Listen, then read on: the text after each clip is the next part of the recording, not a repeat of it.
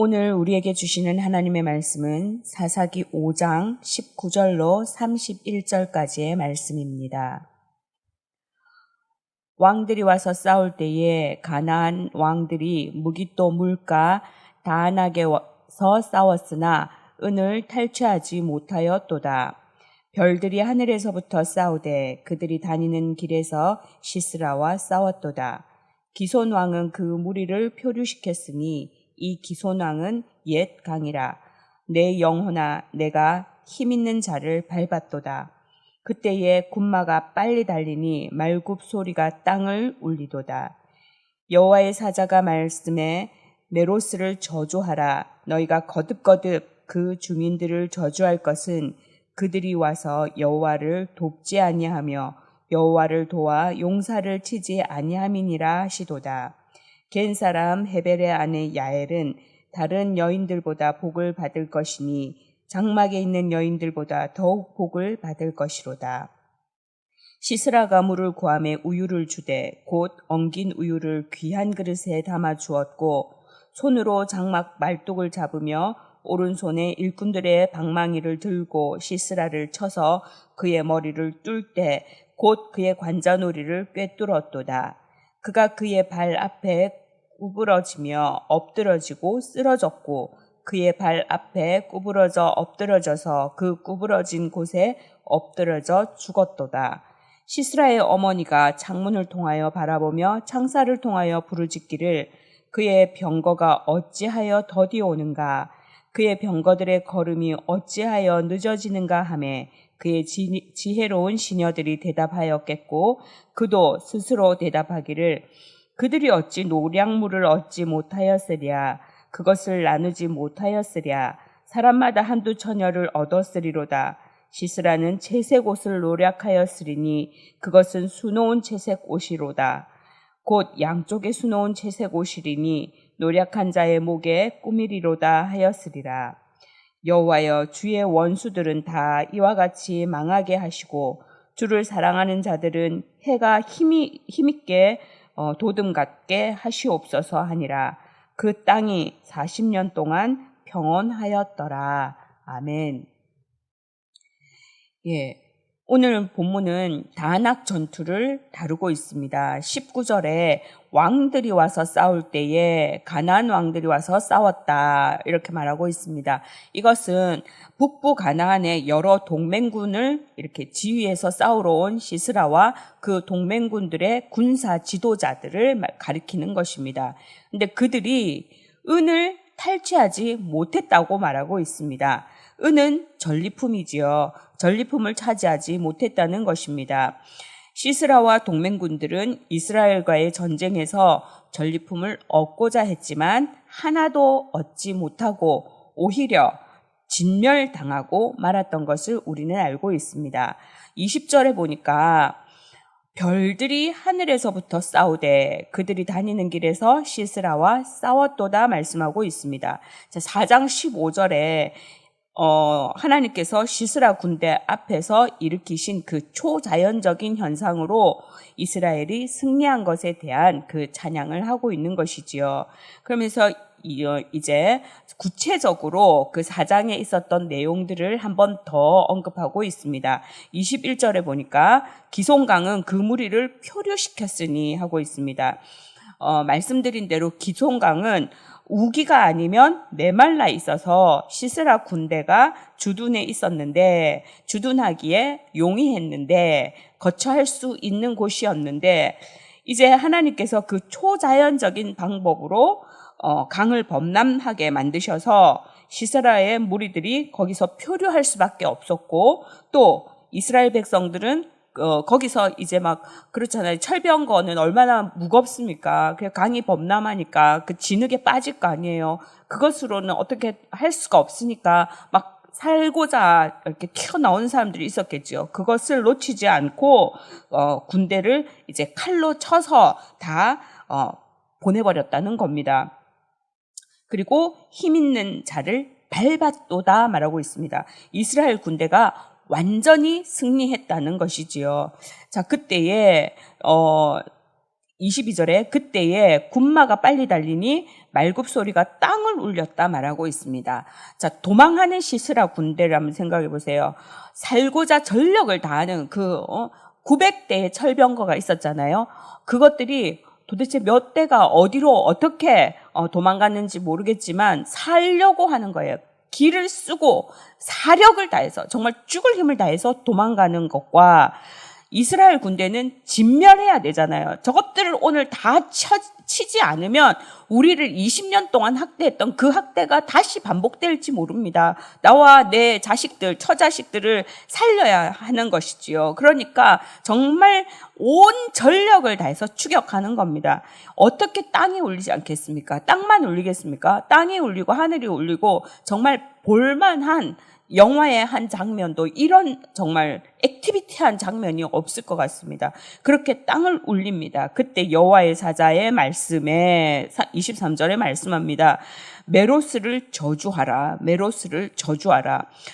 여기가 어딘지는 잘 모르겠습니다. 그런데 왜 저주하는가는 나옵니다. 이스라엘을 돕지 않았기 때문에. 우리가 이게 메로스가 어딘가 하는 거 중요하지 않습니다. 무엇이 중요한가를 찾아내는 거 그것이 참 중요한 것이죠. 핵심 포인트가 무엇인가를 찾는 거. 제가 40이 돼서야 신대원에 들어갔는데 그 전까지 노래하는 것밖에 할 줄 모르고 날마다 음악회 가 있고 그쪽으로밖에 없기 때문에 생각이 없기 때문에 인문학에 대한 기초 소양이 1도 없었습니다. 그래서 수업을 듣는데 도대체 무슨 말씀을 하시는지 교수님들은 이미 신학을 학부에서 신학을 한 사람들을 기준해서 수업을 하시거든요. 근데 저같이 예체능을 한 사람이라든지 공대에서 온 분들이라든지 이러면 도대체 그 기본 단어를 알아들어야 그 다음 수업이 되는데 뭔지 모르겠더라고요. 그래서 수업 시간마다 잘 모를 때마다 이제 질문을 했어요. 그랬더니 이제 다른 사람들은 다 알아듣는 것 같아요. 그래서 저만 못 알아듣나요? 하면서 하는데 어떤 분이 우리도 다 못 알아들어 그러는 거예요. 아니 그럼 못 알아들으면 못 알아듣는다고 질문을 해야지 왜 가만히 있냐고. 그러니까 수업 진행에 방해될까 봐 그런데 아니 근데 비싼 등록금을 내고 왔는데 진행에 방해고 뭐고 난 알아들어야 될 건데 이런 생각이 들더라고요. 내가 여기서 모르고 넘어가면 계속 모르고 넘어갈 텐데 그때 교수님이 그 모습이 이뻐 보이셨나 봐요. 그래가지고 정말 우리 학교에서 제일 공부 잘하는 친구. 저는 그 친구가 지금도 우리 모교에서 교수로 이제 후배들을 가르치고 있는데 그 친구는 정말 천재 같아요. 너무너무 그런데 그 친구를 붙여주더라고요. 그러면서 설명을 좀 해주라고 하는데 그 친구가 정말 친절하게 자기 아는 것들을 정말 제 수준에 맞게 이렇게 너무너무 잘 가르쳐 주는 거예요. 그래서 신대원 3년을 그 친구 때문에 정말 무사히 졸업할 수 있었고 여지까지도 그 친구와 좋은 관계를 유지하고 있는데요. 그러는 거예요. 제가 공부하는 거 이렇게 보면서 저는 뭐가 중요하냐면 숫자 같은 거 있잖아요. 왜냐면 내가 그걸 잘 모르니까 숫자, 그다음에 용어 이런 거를 계속해서 이렇게 하고 있으니까 누나 참 한심하다. 누나는 왜 그렇게 안 중요한 것만 붙들고 그렇게 시간을 허비하냐 이렇게 말하더라고요. 내가 잘 모르는 거니까 누나가 몰라도 되는 거를 붙들고 그렇게 시간을 허비한다. 정말 중요한 게 뭔지를 봐라. 그래서요, 그때부터 정말 이곳에서 중요한 게 무엇인가를 찾는 연습을 하기 시작했습니다. 그렇습니다. 메로스를 저주하는 거, 메로스 땅이 어딘지 뭐가 중요합니까? 지금 여기가 메로스가 될 수도 있는 것이고 여기가 이스라엘이 될 수도 있는 것인데 왜 메로스를 저주하라고 했는가? 이스라엘을 돕지 않았기 때문에 이것은 24절에 야엘이 복을 받을 것이라는 말씀과 대조를 이루고 있습니다. 우리가 깨어 기도해야 하는 이유입니다. 우리는 관계 속에 살아갑니다. 내가 만나는 사람이, 내가 돕는 그 사람이 하나님의 마음에 합한 사람인지, 하나님이 기뻐하시는 사람인지, 그것이 결국 나와 내 가정, 내가 속한 공동체의 복과 저주로 연결되어진다는 것입니다. 거꾸로 말하면 내가 누군가의 복이 되어줄 수도 있고 나로 인해 화가 되어질 수도 있는 것이지요. 28절 이하의 말씀을 보면서 참 마음이 아팠습니다. 저도 자식을 기르는 어미이기 때문에 그렇습니다. 자, 28절에서 30절까지 아들을 전쟁에 보낸 그 시스라의 어머니의 그 심정이 나와 있습니다. 어찌 더디 오는가? 첫 번째 어찌 더디 오는가 했을 때는 불평입니다. 전쟁 끝났을 때가 지났는데 왜 아직 안 오는 거야? 왜 빨리 안 오는 거야? 승전을 확신했기 때문에 오는 어찌하여입니다. 그런데 두 번째는 어찌해서 안 올까? 이때는 그렇죠. 우리가 퇴근 시간이 되었는데 안 오면 처음에 화가 납니다. 뭐 하고 있는 거야? 왜 소식도 없이 빨리빨리 안 오는 거야? 그러다가 더 늦어지면 어떡하죠? 무슨 일 생긴 거 아니야? 어떻게 된 거 아니야? 이런 불안이 있습니다. 불안하고 초조하고 근심하고 걱정하는 이 어미의 마음, 자식이 돌아오지 않는 그 자식에 대한 그 두려움이 있습니다. 이때 29절에 보니까 시녀들이 위로를 합니다. 근데 성경에서 뭐라고 말하냐면 지혜로운 시녀들이라고 말합니다. 자, 이 지혜로운 시녀들이 말합니다. 노략물들도 있고 거의 또 처녀들도 잡았을 거고 채색옷도 있고 탈취하느라 늦어진 것이라고 위로합니다. 그리고 시스라의 어머니도 스스로 그렇게 생각합니다. 그렇지 그럴 수 있겠지. 승리했으리라고 생각합니다. 굉장한 전리품을 챙겨오느라고 늦었을 것이라고 기대합니다. 이미 죽은 사람을 놓고 말입니다. 이미 죽었습니다. 그런데 기대를 하고 있습니다. 얼마나 어리석은 것입니까? 이 지혜로운 자라고 하는 것은 이 어리석음을 비꼬는 말인 것입니다. 얼마나 얼토당토안하게 우리가 위로하고 있는지 곧 지나간다. 아니요, 하나님은 모르고 하나님은 아직 한참 남았다. 그런데 우리가 지나간다. 곧 올 것이다. 종말이 저희 때 제가 대학 다닐 때 선교 단체에서 그렇게 말했거든요. 곧 통일된다. 그래가지고요 지도 그려놓고 거기다가 저도 그랬습니다. 평양에다가 깃발 딱 꽂아놓고 하나님 통일이 되면 제가 그 땅에 올라가겠습니다. 막 이렇게 했는데 그때 곧 오신다 하더라고요. 근데 아직도 안 왔어요. 아직도 통일이 안 왔어요. 우리는 알지 못하면서 내뱉는 말들이 있고 알지 못하면서 확신하는 말들이 있습니다. 한치 앞을 모르는 인간의 한계가 있습니다. 인간의 어리석음이 있습니다. 그러면서 우리는 지혜로운 줄 압니다. 교만한 것입니다. 내가 오늘 한치 앞을 모른다는 그 마음가짐을 가지고 하나님 앞에 묻고 또 기도하고 매달려가는 그 삶이 필요한 것입니다. 31절에 보니까 이제 대적들에 대한 처리와 또 주를 사랑하는 자에 대한 하나님의 처분을 기원하고 있습니다.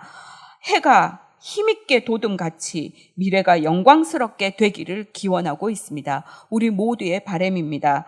그리고 이 기원이 40년 동안 평온한 것으로 응답되어집니다. 드보라가 살아있었던 기간입니다. 그리고 이스라엘이 하나님 앞에 범죄하지 않고 하나님을 공경하며 살았던 기간입니다. 우리가 하나님 앞에 올바로 서 있고 하나님 앞에 깨어 있고 하나님 앞에 겸손할 때 하나님은 우리에게 평온을 약속하십니다. 우리의 환경이 중요한 것이 아닙니다. 우리의 환경의 어떠함과 상관없이 여호와를 붙들고 갈 때에 주님이 나와 함께 하신다는 확신이 있으면 우리는 평온할 수 있습니다. 그것이 샬롬입니다. 오늘도 샬롬 할 수 있는 저와 여러분 될 수 있기를 주님의 이름으로 축원합니다. 기도하시겠습니다. 과거, 현재, 미래의 주관자 되신 하나님 아버지, 오늘도 우리의 남편과 자식들이 안전하게 귀가했으면 좋겠습니다. 온 가족이 함께 둘러앉아 기쁨의 식탁을 대할 수 있었으면 좋겠습니다.